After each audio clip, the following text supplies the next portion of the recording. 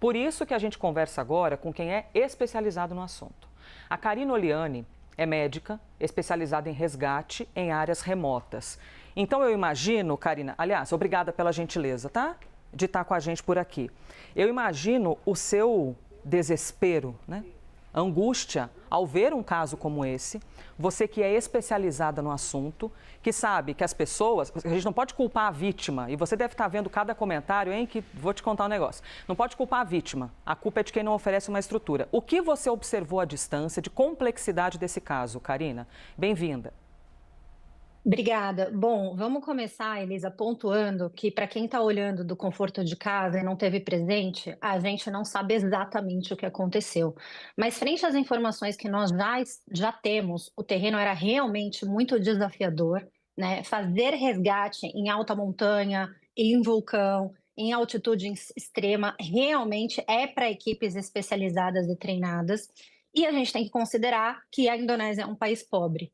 E, infelizmente, países pobres não contam com equipes treinadas e com equipes de resgate.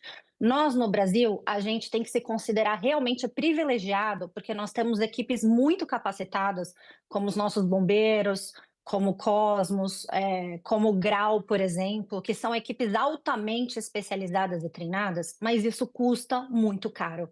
E, normalmente, quando eu saio do Brasil, eu sou uma pessoa que já tive em 125 países, eu realmente percebo que os outros países não têm essa cultura que tem aqui no Brasil de dispor de um resgate especializado e treinado para as pessoas que vão para a montanha. Então, normalmente é cada um por si, e aí está a importância de você realmente ter um seguro resgate, porque normalmente essas situações são muito complicadas. Eu já trabalhei no Everest, por exemplo, como socorrista, sou pilota de helicóptero também, então eu posso te afirmar que pelas condições do Monte Rinjani, que é um local de 3.700 metros de altitude, pouquíssimos helicópteros conseguem ter sustentação para voar nessas altitudes extremas, tá? Teria que ser realmente aí um helicóptero especializado, como um B3, e aí, e ainda por cima, a visibilidade, por conta da umidade das nuvens, pode tornar esse voo impossível.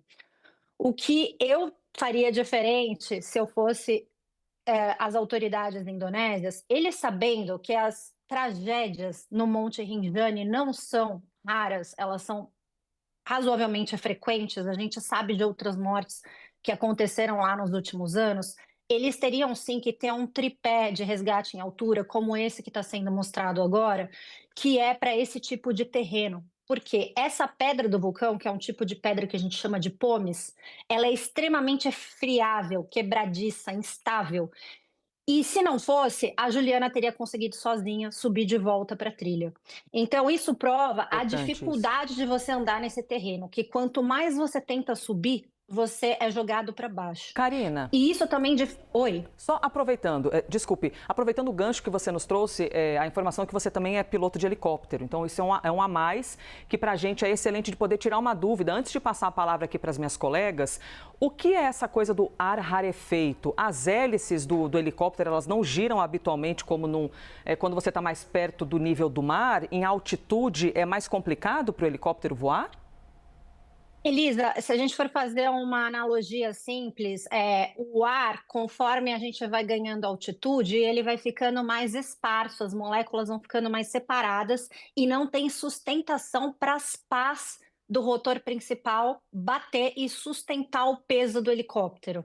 Então, por exemplo, 3.700 já é considerado uma altitude bem elevada, mas no Everest, então, que é 8.000, né? 8.848, é mais difícil ainda os helicópteros conseguirem chegar nessa altitude. A gente tem que tirar todo o peso de dentro do helicóptero, assento, colocar um piloto leve, colocar pouco combustível para o helicóptero ficar bem leve, para ele conseguir ter sustentação para voar num ar tão rarefeito assim, por conta da altitude, né? De estar acima do nível do mar. Você vê que fantástico a gente poder compreender aqui a tecnicidade, né?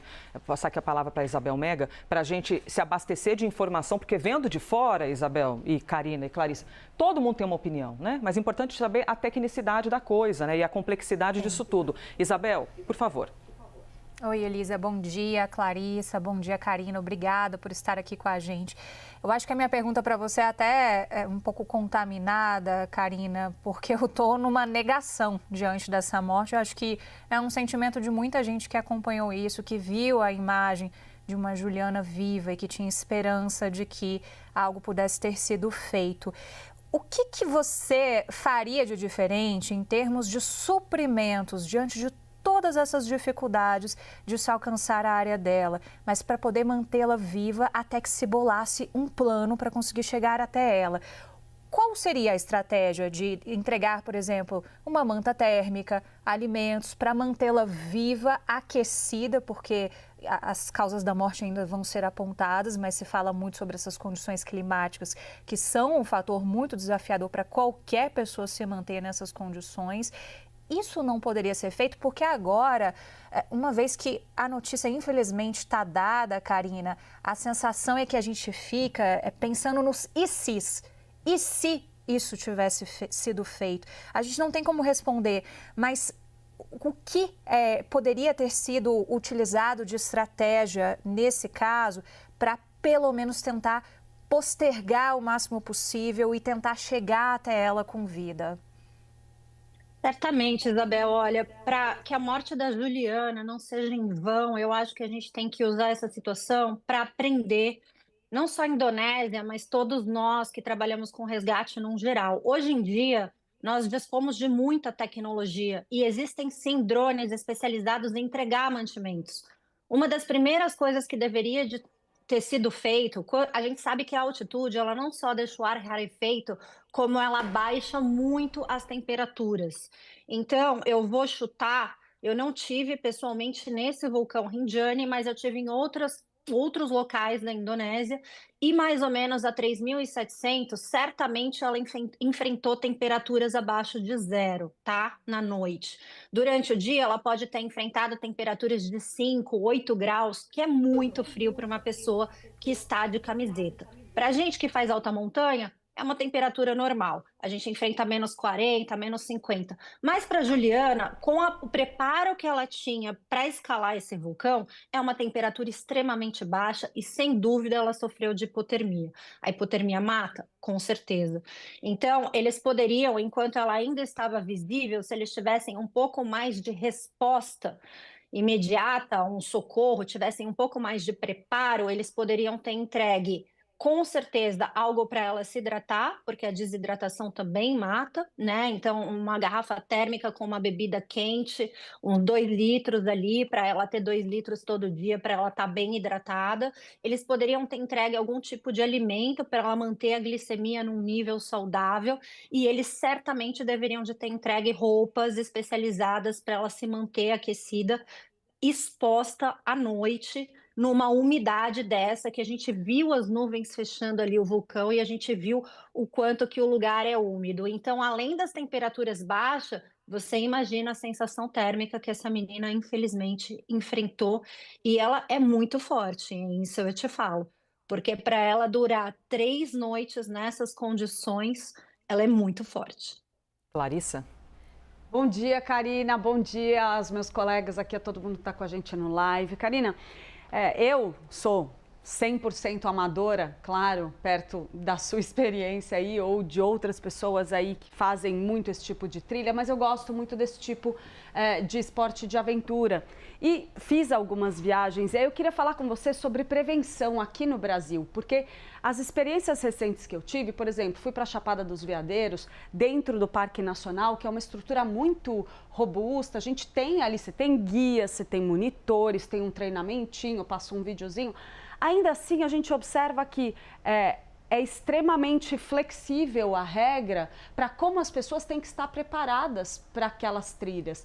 Eu cheguei a fazer trilhas difíceis, que eu considerei bastante difíceis, para chegar em cachoeiras ali mais remotas na Chapada, e tinha um grupo de 3 senhorinhas de chinelo avançando normalmente, tranquilamente, para fazer essa mesma trilha. A gente chegou a avisá-las, olha, essa trilha é perigosa, era uma escadaria toda em pedra, assim, que descia extremamente pesada, que demandava preparo, piso escorregadio, não era aquela trilhazinha tranquila no meio das árvores, era uma coisa mais difícil. E elas ali de chinelinho, e a gente passava por vários guias, vários monitores e ninguém se manifestava. Elas passaram por todas as estruturas do parque tranquilamente até perceberem, chegando lá, que seria impossível elas fazerem naquelas condições. Vi também, assim, em São Bento do Sapucaí, aqui na subida para a Pedra do Baú, crianças correndo sem proteção nenhuma, assim, as pessoas indo com criança pequena, fazer trilhas que não são particularmente difíceis, mas numa área onde a segurança é extremamente deficiente para você estar lá com uma criança de 5 anos correndo. Eu queria a sua opinião sobre a estrutura da qual a gente dispõe aqui no Brasil e também nas experiências que você tem lá fora, que poderiam prevenir esse tipo de coisa antes de a pessoa estar sob esse risco tão intenso. Sim, o preparo é fundamental em qualquer aventura. As pessoas que olham para a gente, né, fazendo grandes expedições, grandes aventuras, chamam a gente de aventureiro, mas na verdade a gente é as pessoas que mais estuda, mais se prepara, mais nerd do mundo, porque a gente sabe que a diferença, às vezes, de um pequeno equipamento é a diferença entre você enxergar ou perder a visão. Por exemplo, em alta montanha, onde você não dispondo de um goggles ou de um óculos com proteção grau 4, você pode ter a cegueira de neve. Num vulcão desse, se você não tiver com o equipamento correto, se você não tiver hidratação, olha, eu te falo, Clarissa, que como uma pessoa especializada nesse tipo de coisa, eu nunca saio para nenhuma trilha, nem que seja uma trilha de 4 horas, que a gente considera extremamente curta e fácil. Eu não saio sem pelo menos ter a minha lanterna, a minha água, um dispositivo de emergência, que pode ser um spot ou um relógio ou algo que você acione para dar sua localização para uma equipe especializada, um dispositivo de comunicação, que muitas vezes pode ser um celular, mas às vezes precisa ser um rádio, VHS, alguma outra coisa. E, principalmente, você precisa avisar as pessoas, alguém, que horas você vai sair, para onde você está indo e o seu plano de que horas voltar. Porque, em muitos casos, pessoas que não avisaram perderam suas vidas justamente porque ninguém sabia que elas estavam perdidas e que elas estavam isoladas em algum lugar. Então, são procedimentos simples, né? Que a gente, por exemplo, em primeiros socorros, tem coisas que a gente considera super simples, mas que se a pessoa não se preparou, não estudou antes, ela não tem como saber e ela não tem como fazer. E eu recomendo para todo mundo que está assistindo a gente agora que busque um curso de primeiros socorros em áreas remotas, que busque profissionais capacitados e treinados para te levar em expedições como essas, e bons profissionais. Porque às vezes as pessoas procuram, ah, não, eu vou ali com meu amigo para não gastar dinheiro, para não ter que pagar um guia. Claro, não foi o caso da Juliana, ela estava com guia, mas quando você tem guias competentes e equipes treinadas, quanto melhor o preparo dessa equipe, menor a chance dessas tragédias acontecerem. Karina Oliani conversando ao vivo aqui com a gente na CNN Brasil. Karina, eu quero te agradecer pela gentileza da entrevista, tá bom? Por você ter estado aqui com a gente. Muito, muito importante você trazer esse olhar técnico do todo, para que a gente também se desprenda desse olhar, que a gente compreende a preocupação de todo mundo, mas esse olhar que culpa a vítima, né? Como se você querer viver fosse o problema, como se você querer, né, sair do sofá da sua casa e ver o mundo, aproveitar a experiência de estar vivo, fosse um problema. Aliás, até aproveitando, Karina, para te perguntar sobre isso, vamos levar assim, contar com a hipótese de que a equipe estava altamente preparada, a equipe que estava conduzindo o passeio. Essa equipe sem equipamentos teria algo a fazer? A gente está aqui no campo das hipóteses, né? Porque a gente não pode culpabilizar. Mas ali, num lugar remoto, mesmo uma equipe, um guia altamente preparado e com vontade de resgatá-la, teria conseguido fazer algo diante da condição dela ter caído a uma altura de pelo menos 300 metros? Elisa, o que poderia ter sido feito, ela não caiu 500 metros de cara. Parece que primeiro ela escorregou 100 metros e depois ela foi caindo progressivamente. Se ele tivesse um pequeno cordim, que é uma cordinha de emergência que a gente leva, que se a gente esticar, a gente pode ter aí pelo menos 100 metros de cordim, eu teria amarrado uma garrafa uma jaqueta e mandado uma barrinha, alguma coisa para ela poder aguentar pelo menos algumas horas a mais, enquanto eu voltaria, acionaria a equipe de resgate, e essa equipe de resgate, claro, teria que ter um drone para entregar suprimentos em primeiro lugar. Isso com visibilidade, né? Subissem, Sem a neblina, então, imaginamos. porque a neblina dificultou muito o helicóptero. Aí a Eles imagem. tentaram mandar o helicóptero, mas realmente não era possível. Agora, se eles tivessem tentado com o drone, talvez teria sido possível.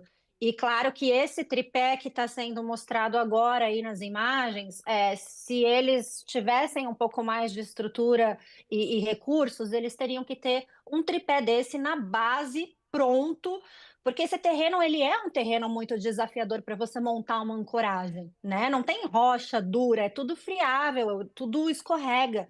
Então eles teriam que já ter esse equipamento para o resgate em altura em terrenos instáveis prontos na base do vulcão, porque já tiveram várias mortes lá nesse tipo de terreno, e isso evitaria outras mortes.